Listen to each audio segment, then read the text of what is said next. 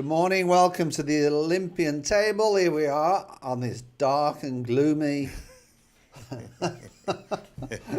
Wednesday morning after yesterday's afternoon of some tornadoes touching down in local areas of Deer Park.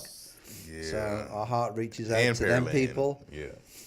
If, also, I've found out that a local animal shelter out there, they've got, if anybody wants to reach out and they need somebody to take some temporary care of some of the dogs out there, because the roof was ripped off the animal shelter. Oh, wow. So, yeah, if they would be kindly to contact, I believe it's the Deer Park Animal Shelter, just for, temporary if you want to, or take them on even better permanently.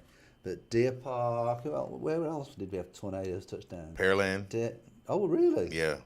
Pearland, Deer Park. There was one sighted. I don't know if it touched down in Manville, our colony, which is kind of in that same area. It was a mess.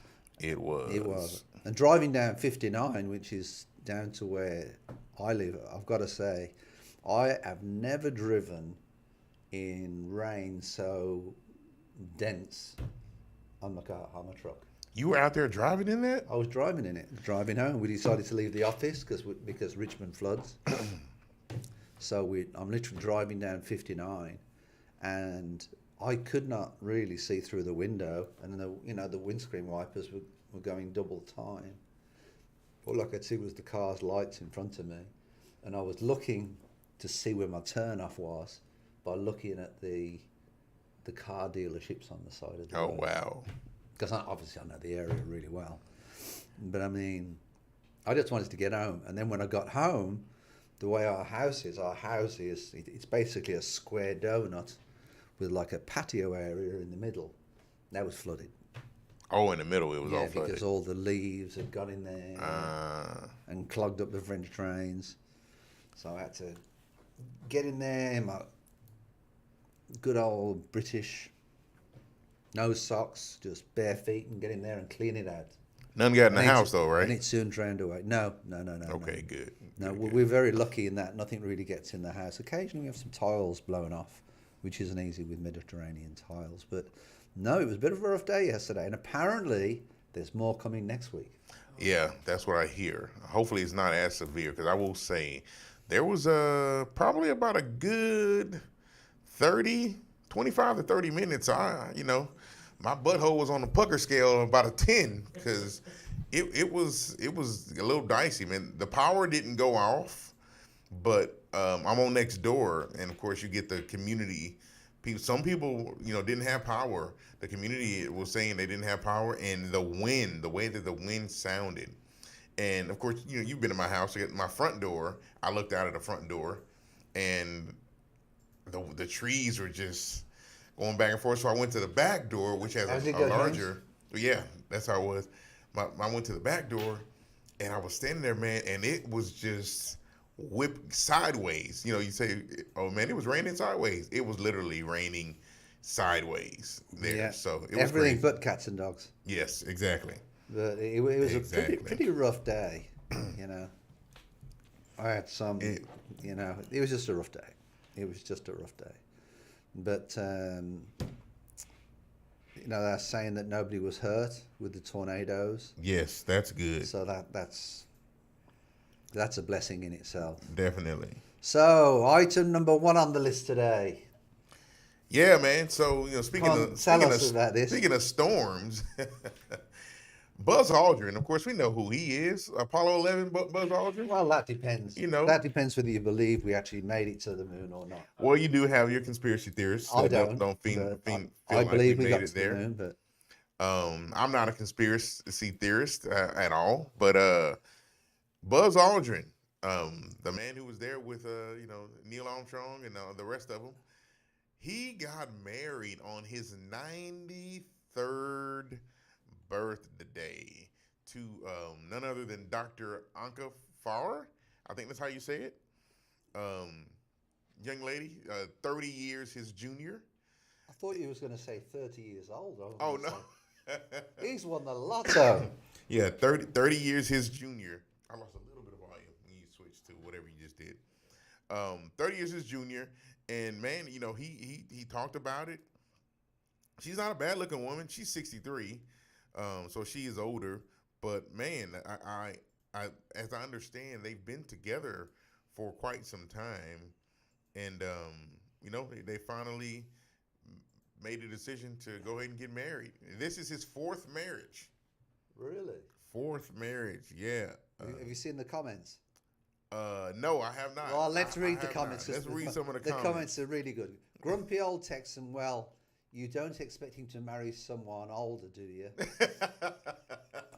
Second one, Texas Pro. Even a 93-year-old deserves a little action. Hey, that is true. That is true. I don't knock that.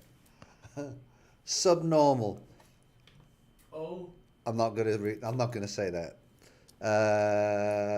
Let me see. This is awesome. Other than the space thing, the best memory of Buzz is the way he sucker punched a conspiracy theorist on camera. I do remember that. Oh, really? Yeah, the guy was basically trying to tell him that he didn't go, outer space to the moon, whatever. And I said, bro, yeah. The conspiracy theorist was like, "What the happened?" Hilarious, laugh out loud. Congratulations to the American hero and his lovely bride. Well, what can you say? What can you say, man? I say kudos and congratulations to old Buzz Aldrin for getting married on his birthday. So she's a longtime girlfriend. I say, you know what? If she stuck around with you that long, why not marry her? Why not marry? She deserves to be married. So, make her an honest woman and do that thing. So, anywho, never too late. He's not a bad looking lady for 63. And shoot, he doesn't look bad for 93. I'll be honest with you. That dude has seen some things in his lifetime. 93 years old, still married, so, still moving around. And I hope he's got a few more years ahead of him to hopefully so. enjoy them years. Hopefully so. All right, then. All right, what you got next, man? Number 2, the boy who shot Abigail Zwermer told another he wanted to set her on fire. So, first of all, I come from a long line of educators. Good people. My grandmother was an educator. My aunt was an educator. My mom was an educator. All retired.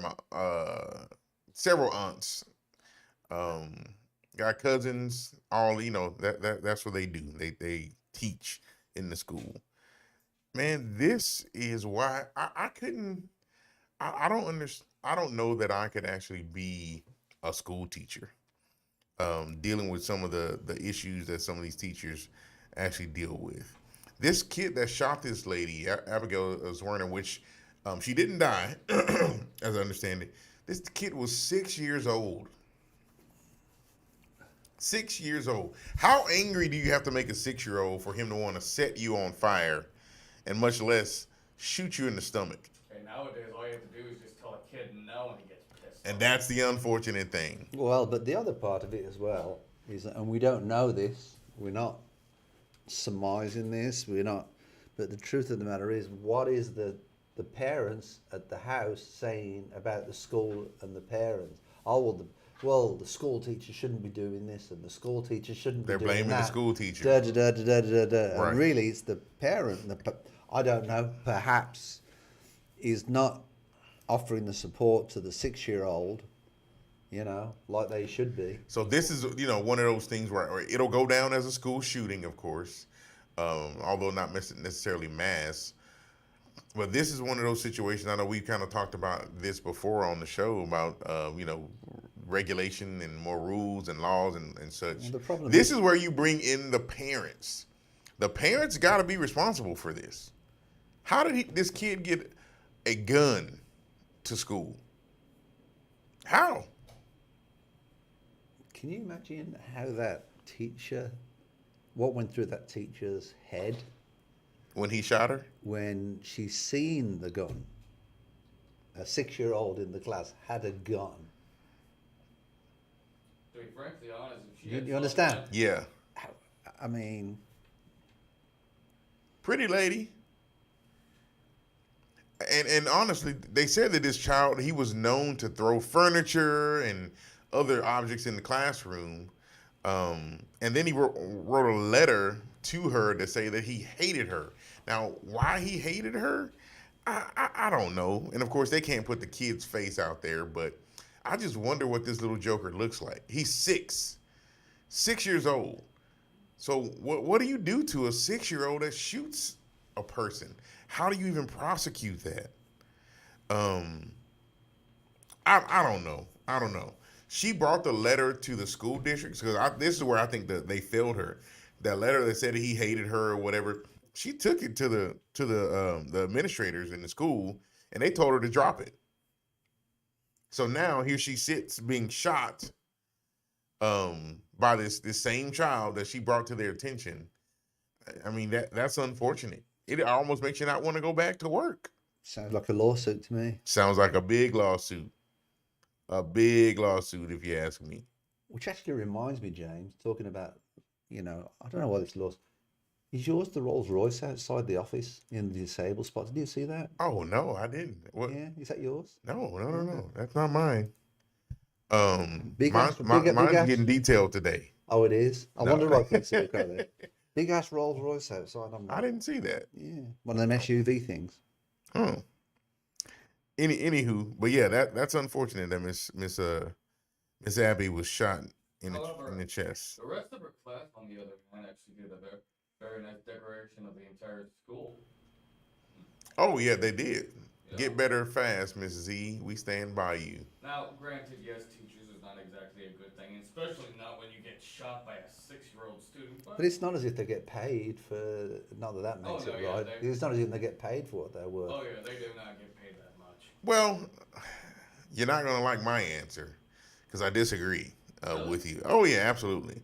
And I'm not saying every teacher is paid the same, but I do loans for school teachers, and I will say that they're paid handsomely for the time. If we're just doing time for time, dollar for dollar, to be off the days they're off every weekend, all the holidays, spring break, Thanksgiving, in the summertime, and you still make in upwards anywhere between $60,000 to $70,000 on average.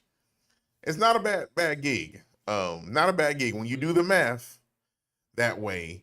Now, I'm not saying what they put up with is acceptable at times, but not every teacher puts up with that, and the salaries kind of line up the same. So some of the things I've seen that when my kids was involved in sport, some things that I've seen with parents being literally abusive to sports coaches. Yeah.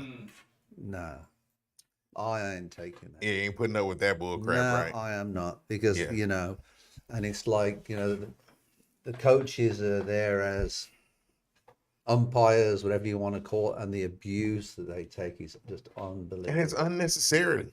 Well, what example does it set to the kids? Right. What type of sportsmanship does it send to the kids? Sportsmanship. Oh, did you not know? That was gone too. No. Yeah. But that's the point of sport. That's the whole point of sport. And if we've lost that, then we shouldn't be doing sport. Agreed. So, anyway, next item, which is yours, James. Hobby Airport gets its own food court. So I have not flown out of Hobby Airport in a very, very long time. I thought it had a food court. Or they've had a semblance of food courts. They have restaurants. Toppers, there was a number of. Some restaurants, but not to the. Have you been to Bush lately? Yeah. So it pales in comparison to what's there at the Bush Intercontinental. And of course, we know it's a larger airport, but they didn't really have much to speak of when it came to a food court, or food option, shall I say.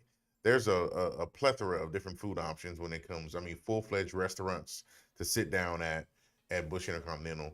And there wasn't much of a choice there for having that really true Houston-centric type restaurant in Hobby. So The developers are got under order, and they are going to be putting out some pretty cool things like the Rustic. That's one of those live music kind of restaurants. Common Bond, the It Velvet needs to be, Taco. but it needs to be. I think the airport needs to be upgraded in general at Hobby. The last time I went there, I really didn't think it was. It needed it. How long has it been since you went over there? A few years? Yeah, 3-4 years. Yeah. ago. So as I understand, they have done some upgrades, and this is just in addition to putting on this. And So the other part with Hobby is there isn't really anywhere else that they can expand. no, not really, not there. They'd Because have you got to 45, Highway 45, the one side of right. it. And then the other side of it, you've got a bit of a commercial space on the southern A side lot of towards commercial Beltway, space. yeah, which maybe you could, buy some of them buildings to build south, but that's directly away from where the main terminal Yeah. is.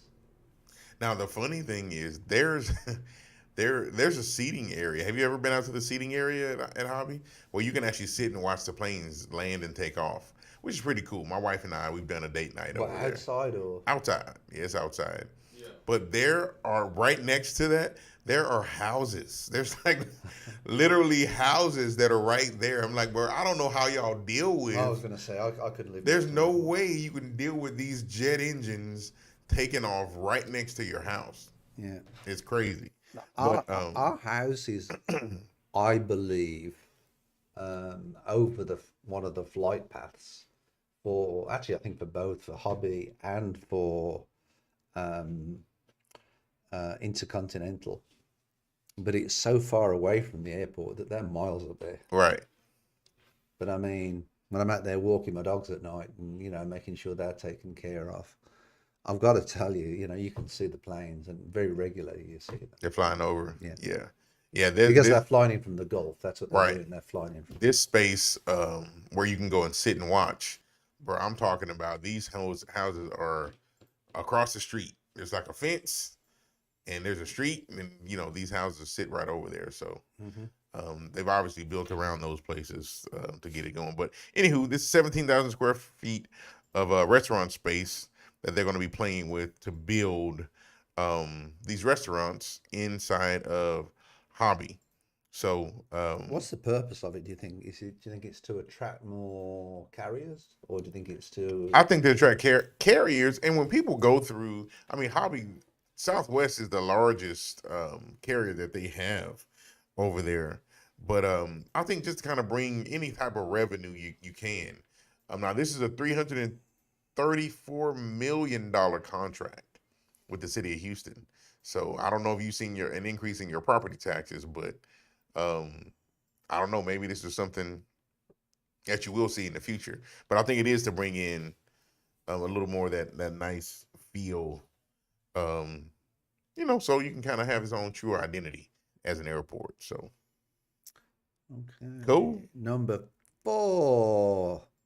Wall Street Journal news exclusive. Banks plan payment wallet to compete with PayPal. what do you think about that? I don't know if you use PayPal often. I do. All the time. Okay, so the big guys, Wells Fargo, Chase, Bank of America, are working on a digital wallet of sorts to use, at checkout.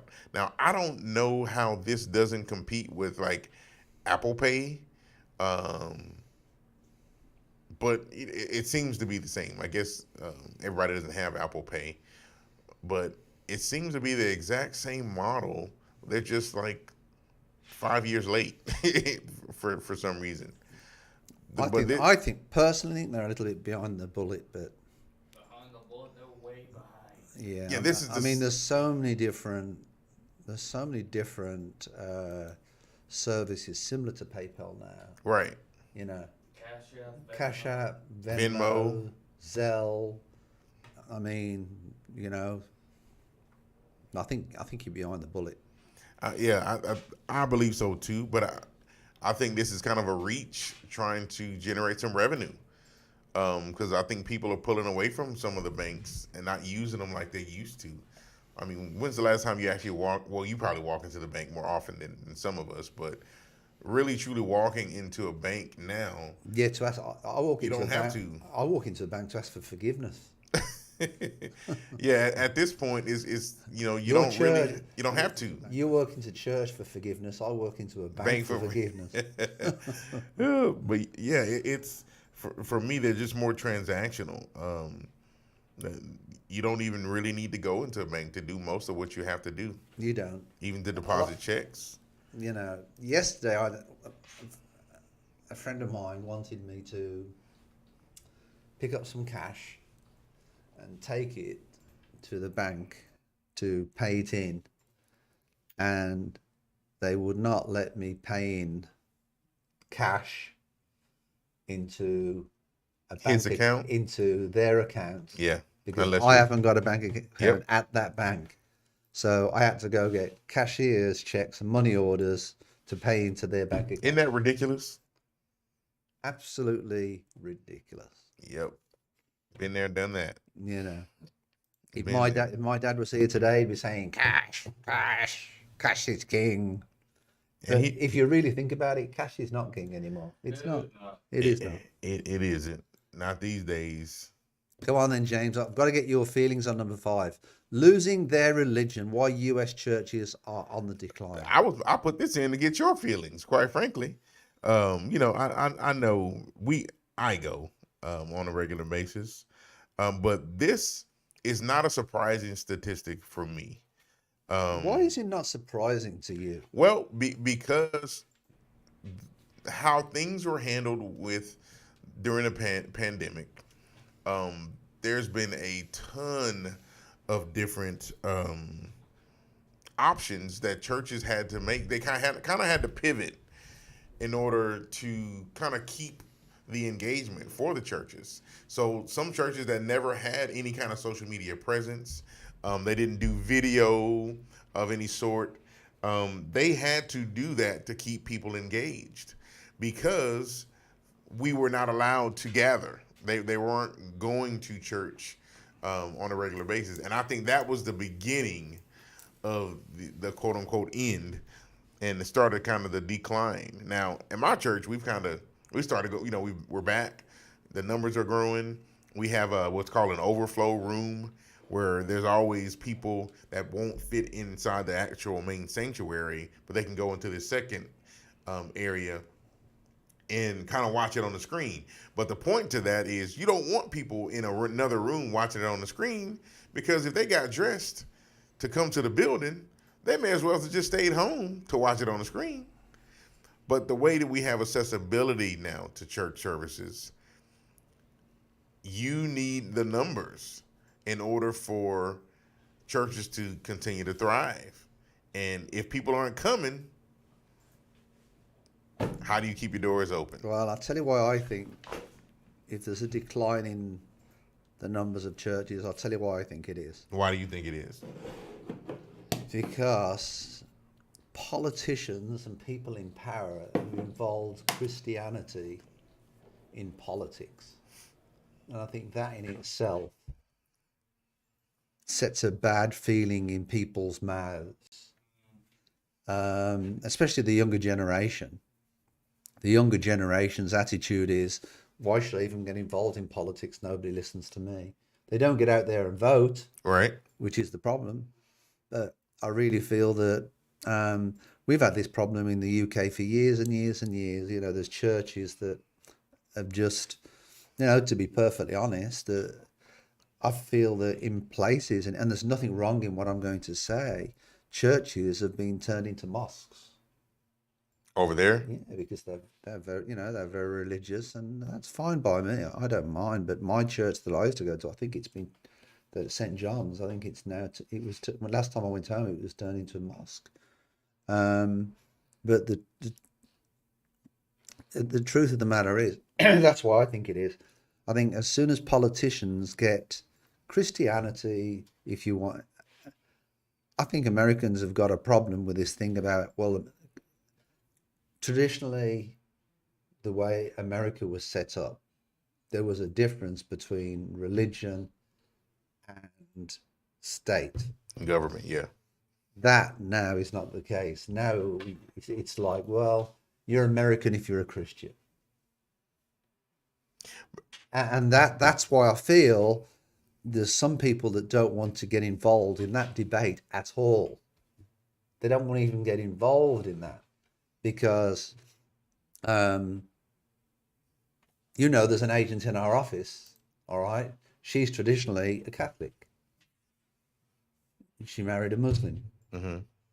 She's now bringing her children up in the Muslim faith. That's what they decided to do.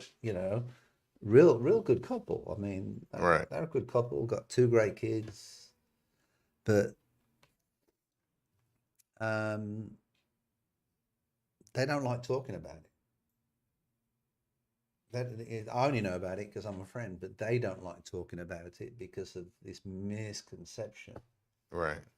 And that's really where, I feel. And when you've got nutcases like Marjorie Taylor Greene, she doesn't help the situation at all. Well, here's for me, and I don't disagree with everything that you said. Christianity doesn't hold the same weight as it did at one time. First of all, too many times they talk about this country being built and created, our forefathers on Christianity and so on and so forth. Okay, that's all fine and dandy if you want to believe that, but quite frankly, we have moved far from Christianity because if you take just the essence of the word, it is to be Christ-like. Most of the politicians that we deal with now, that we see, they're nowhere near that. What was changed in the 50s? There was a phrase that was changed in the 50s where they changed it from religion to God, the word God. In God we trust. Was it that what it was? In the 50s, yeah. They changed the original to make it more Christianity. I don't remember. I don't recall. But I guess the point I'm getting at is, as much as we want to consider ourselves a Christian nation, we're not. We are no longer a Christian nation. We're more diverse in our beliefs. We're more diverse in, our stance and our moral values. And quite frankly, as much as, I consider myself a Christian, I know that I'm not perfect, but I think it should be okay. If you want to be a Muslim, man, cool. That's okay with you. That's fine. If you want to be Catholic, you want to be Buddhist or whatever the case is, that should be okay. But too many times we want to push our beliefs on someone else and force them to believe what we believe. I think if you want to be a politician, you got to represent the people. So it's almost dangerous to feel that you're not going to get any pushback if you go and put in your personal belief. Now, here's where I think we fail many times. We don't at least have an opinion, and we get shamed into changing our opinion. If I believe that you shouldn't wear a black shirt because that's against my belief, man, I can feel like that. That's my opinion. That's how I feel. Boom. That's what it is. But I don't hate you because of that. That's just how I believe. And if you want to wear a black shirt, man, wear your black shirt. That's your business. Let me ask you just a general question. Yeah. All right. Do you think a priest, if you want to call them a priest, or what do you call them? Who are you talking about? In your faith, the little man that stands. A minister? A minister. Okay. The minister at the front. Do you think the minister at the front is somebody that is motivational, or do you think it's somebody that's a storyteller?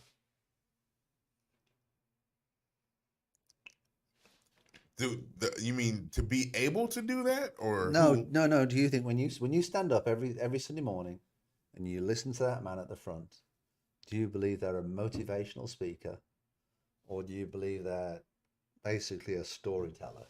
So you were talking about my man of God person. I'm just about your and your experience. Okay. How you view them. Neither. because the motivation is on you if you're a believer. So what I see as that man of God is someone who is delivering a God-inspired word to the people or to the church that needs to be heard. So it's not a story. A story almost sounds like, we just made this up. No, I know. Well, And it's all anecdotal. So, and I know that's what you believe, but for me, in my experience, I I don't believe believe that. Dinosaurs 900 million years ago. Yeah. Well, that's perfectly fine. But for what I believe in the Word of God being the Bible, and the true interpretation of God's Word being delivered from a man of God who's inspired from God. Yeah. So the motivation should be the ultimate reward, to be able to, live in eternity, in the future once you pass on from this life.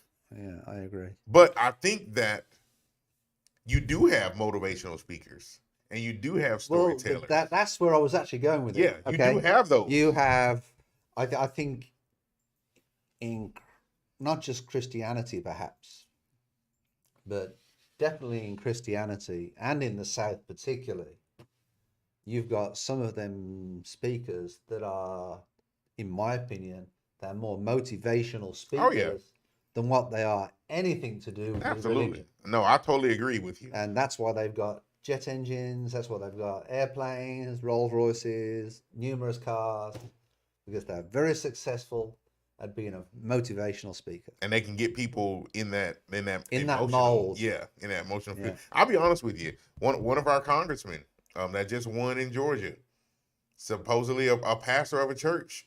I don't know how he can consider himself a pastor of a church with some of the beliefs that he believes with that truly should line up with Christianity. If you consider yourself a pastor or a Christian, that's just my opinion. Now, I'm not saying you can't believe that, but for you to stand up in front of me and say that you believe one way, but now that you go and you're part of Congress, oh, this is what you believe. It's the double talk for me. I just can't get behind it. I can't get, but again, I think we've talked about this before. You almost can't be an honest person to be a politician. You can't. Nor can you a pastor. You can't. You can't do it. It's just. What did they find at Lakewood Church? Oh man, 500,000 in the walls. In a wall. Now, again, I don't know how that happened. happened. In all fairness, though, before that, it was the Compact Centre. It was. I did shows at the Compact Centre as a skater. Back in the 80s, right? Where the Rockets played basketball.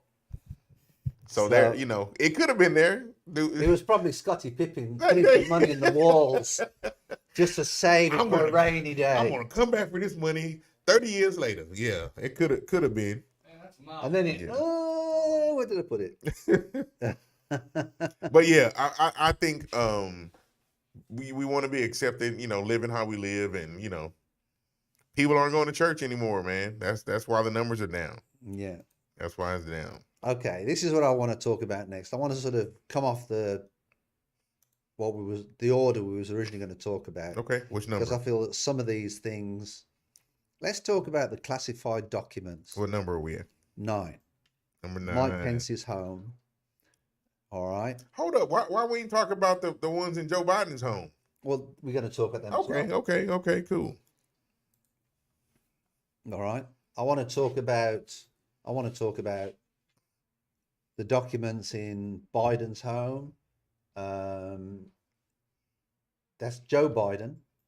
I also want to talk about Pence. I also want to talk about Mr. T. Yeah. And he's not Mr. T with the big... Not that guy. Y'all know who we talking about. What's your feelings on that, James? Because to me, quite honestly, I feel all of them need to improve the way they're doing in... Even Hunter Biden, if he's involved in this as well, even Hunter Biden. Here, all of them should be responsible for the documents that we have. When we go to work, when we do credit checks and we run a credit check, we literally, all right, have to keep a copy of that for 7 years. And also what we have to do is, because it's got a social security number on and a birth date and their personal information, we have to shred the paper part of the application after it's electronically submitted. Yeah. I'm with you. I think this has been The only part with Trump Poor. that I think he's screwed up on is when he basically sat down and said, "Oh, I plead the fifth," and he fought everything. I don't think he should have done that. I think he should have come, straight Yeah. up. But but all these politicians, I'm not bothered whether it's, and I'm sure there's others even behind this. That's my point. All right. Yeah. That it's like, come on, guys. It's like we all take a bit of work home. What? In this mundane age? Do you mean to say you can't have an encrypted server? Right. Or you can't have something that's, put to bed? So there was a time when you didn't really hear about students and teachers having relations. You just didn't hear about that. It wasn't so public, right? But it was still going on. It still happened. I can remember when I was in school, you had the intermingling of that. I bring that up as a point to, I think this is a common practice. These are just guys that now it's under the radar now. So Trump wasn't the first one to do it. I don't think Joe he was. Joe And I Biden don't wasn't think the he first was. one And I don't to think do he it. was. But and here's the other thing as well. Okay, so you're president for 4 years. The president of China gives you a sword, Right. all right, as a gift. Whose is that? Is that an American? Should that be an American sword? Right. Or is that a gift? It was given to you. As an individual. And there's me as an individual looking at this sword thinking, that's nice. That'll look nice on my bedroom wall. Mm-hmm. When I have an argument with my wife. I mean, that's what I'm... Or that to give it to the country. Yeah. Like the Statue of Liberty. I mean, then over here you have the different libraries, and that's where I think a lot of that stuff goes, isn't it? Like I have the presidential libraries, like the George Bush Library and stuff like this. So I think that's where a lot of that stuff goes. But I'm thinking to myself, come on, guys, get your act together. And I think the problem with it is these guys, they say stuff on camera, and it's like, bro, you just said that there were no classified documents to ever leave the White House for you. And here it is, we find them in your house. It makes no sense. It's a common practice. I think they've been doing it, and they didn't see anything wrong with it. And now it's being uncovered. And it's unfortunate that it is. But we know that they only tell us what we need to know, Stephen. This is not new, quite frankly. But at least they were in Indiana, though, a little less populated area over there.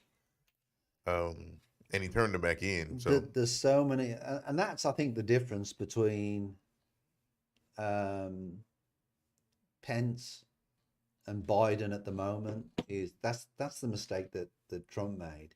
He should have just turned him and say, "Oh, yeah," because that just Pence and Biden, they turned to me. Okay, yeah, that's really. But he denied. That's what he does. And that just, it's a little bit like being at school and saying, "Oh, I'm not throwing chalk at the teacher." And then your next door buddy turns around and says, "It was him. It was Don't him look at that me. did it." Was Yeah, him." exactly. Not saying I used to do that at school, of course. They might have you on camera, I man. used to steal that chalk and break that little bit off and throw it at them teachers I didn't like. All right.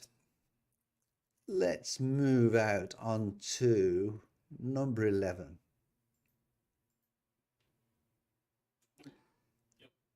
Elon Musk says that Tesla tweet was genuine in a fraud case. So this is the tweet that Mr. Tesla put out on August the 11th, 2018. I am considering taking Tesla private at $420 funding secured. I think that's 420 billion or million. And it basically, Elon Musk has told the court that he was trying to do the right thing when he issued a tweet claiming he had enough backing to take Tesla private. The boss of the electric car company He's on trial after investigators claim the 2018 tweet cost him millions of dollars when a deal did not go ahead. Mr. Musk claims that he had met with a Saudi Arabia sovereign wealth fund and which indicated support for a deal. Now, I've got to tell you, I've got Tesla shares, which I think is a reasonable amount. All right, I had more than what I had, but I have sold some recently.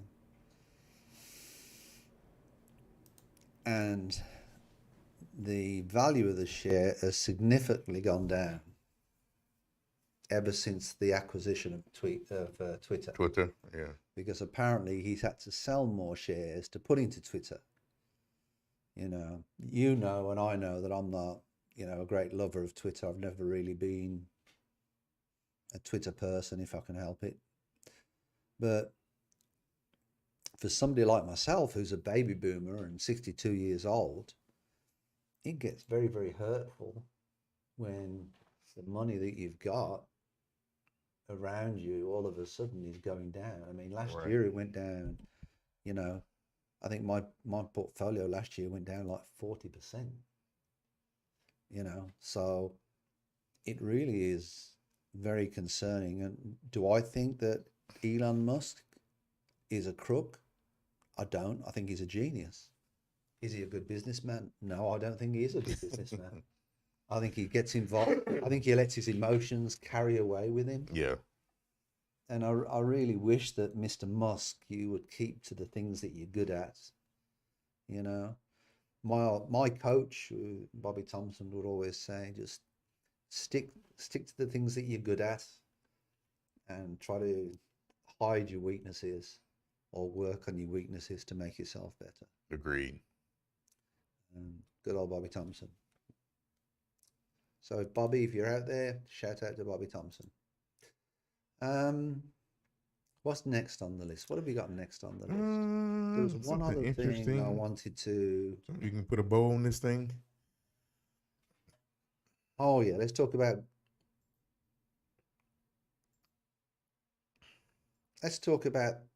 guns in America. Last item. Okay. Gun violence in the US and what the statistics are telling us. They're starting to do the statistics. There's been more mass shootings this year than there has been for a number of years. We haven't even got through the first month and there's 39.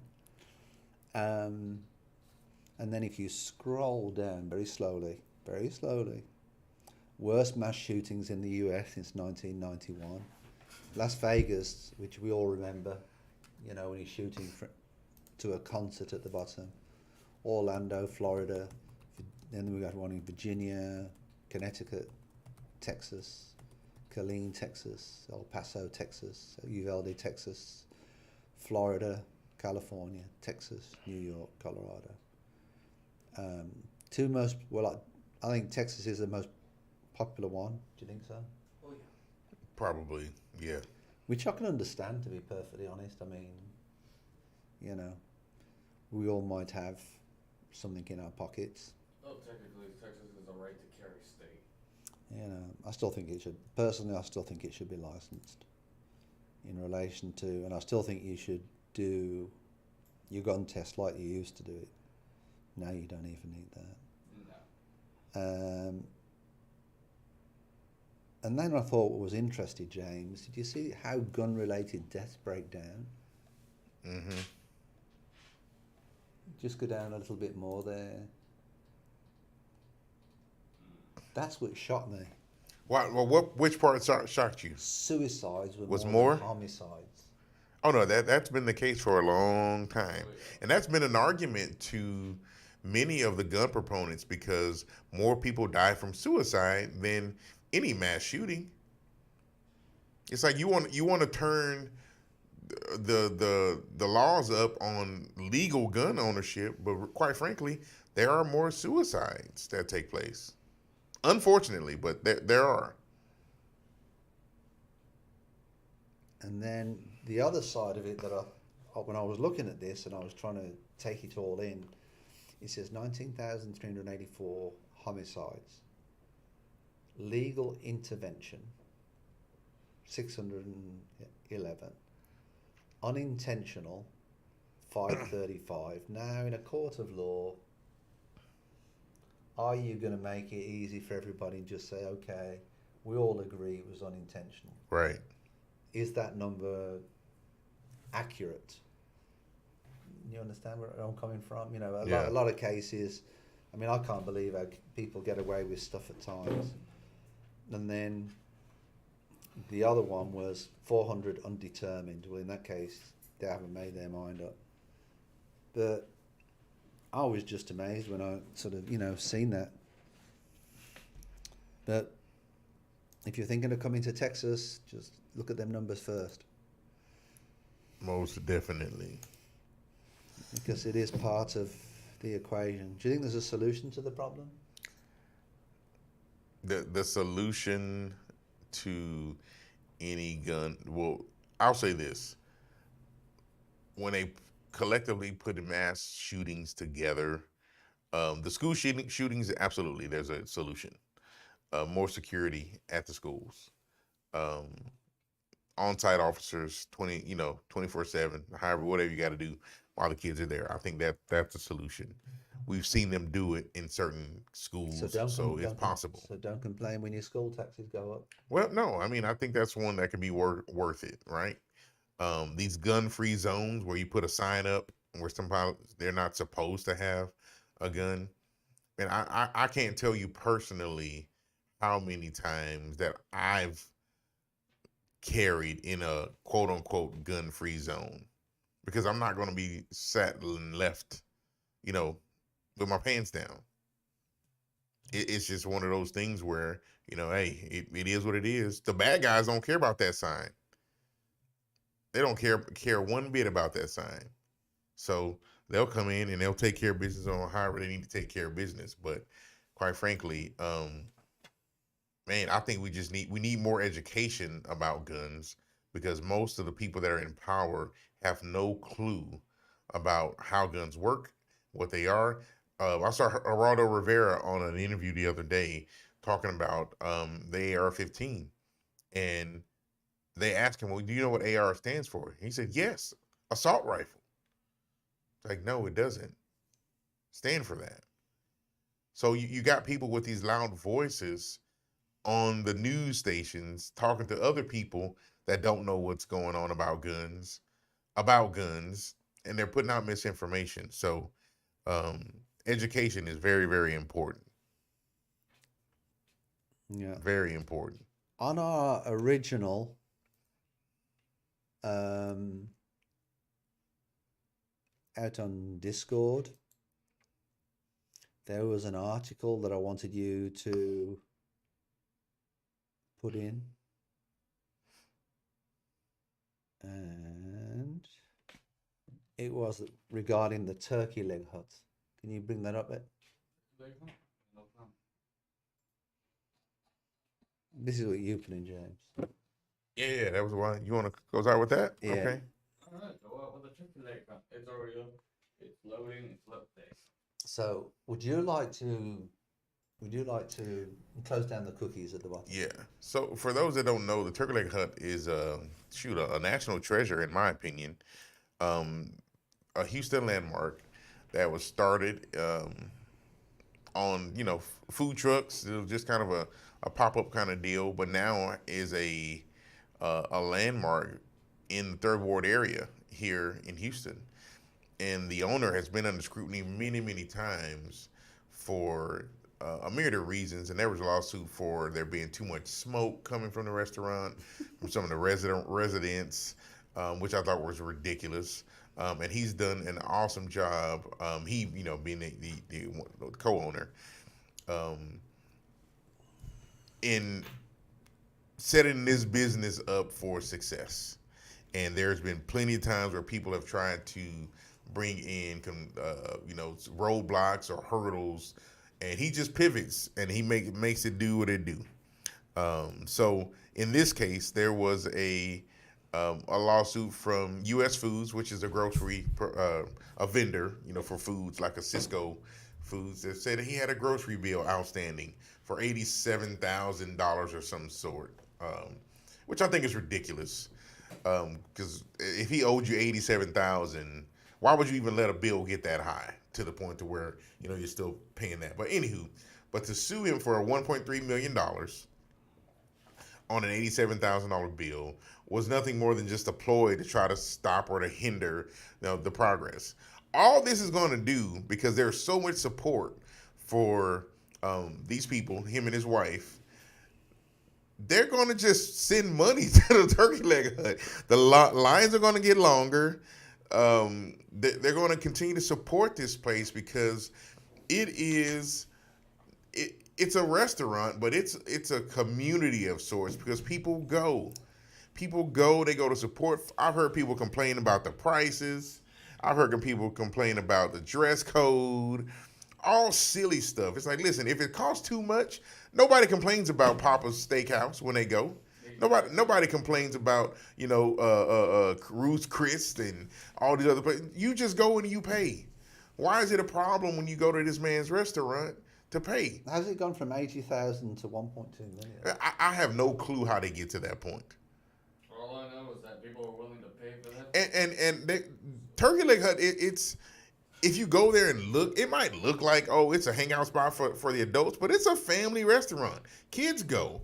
So having people come in that are dressed like normal people is expected. You're not going to walk in half dressed in a Killing Steakhouse or a B&B Steakhouse. You're not going to do that. So why do that in this restaurant? So anywho, there's just been a lot of different darts and things thrown at Turkey Leg Hut to try to stop their momentum, but they're going to keep going strong.